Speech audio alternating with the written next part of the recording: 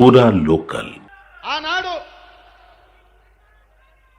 గుజరాత్లో జరిగిన దుర్ఘటనలతో అటల్ బిహారీ వాజ్పేయి గారు నరేంద్ర మోడీ గారిని ముఖ్యమంత్రి కుర్చీ నుంచి మారుద్దాం అనుకున్నాడు.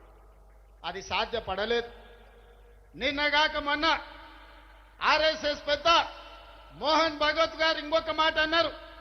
75 సంవత్సరాలు పూర్తయిన ప్రతి ఒక్కరూ పదవుల నుంచి దిగాలి. మేము లాల్ కృష్ణ అద్వానీని, మురళీ మనోహర్ జోషి గారిని 75 సంవత్సరాల నిబంధన పెట్టి వాళ్ళని ప్రధానమంత్రులను చేయలేదు. కాబట్టి నరేంద్ర మోడీ గారు కూడా రేపు సెప్టెంబర్ 17కు 75 ఏళ్ళు పూర్తవుతున్నాయి, వారు ప్రధానమంత్రి పదవి నుంచి దిగాలి అని వారు చెప్పారు.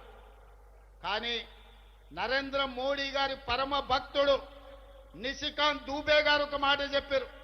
నరేంద్ర మోడీ గారు కుర్చీ దిగరు, 2029లో కూడా ఆయననే ఎన్నికల్లో ప్రధానమంత్రి అభ్యర్థిగా ఉంటాడని. నేను ఒక మాట చెప్పదలుచుకునే వేదిక మీద, నరేంద్ర మోడీ గారు మీరు దిగొద్దు కుర్చీ, 2029 వరకు మీరే ఉండాలి.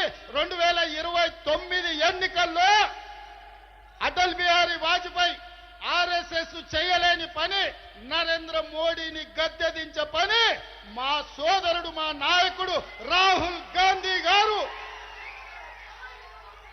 మా నాయకుడు రాహుల్ గాంధీ గారి నేతృత్వంలో మా ప్రతి కాంగ్రెస్ పార్టీ కార్యకర్త దేశం నలుమూలల నుంచి కార్యోన్ముఖులై ఎన్నికల యుద్ధ రంగంలో నరేంద్ర మోడీని ఓడిస్తాం, ఢిల్లీ గద్దె నుంచి నరేంద్ర మోడీని దించుతాం.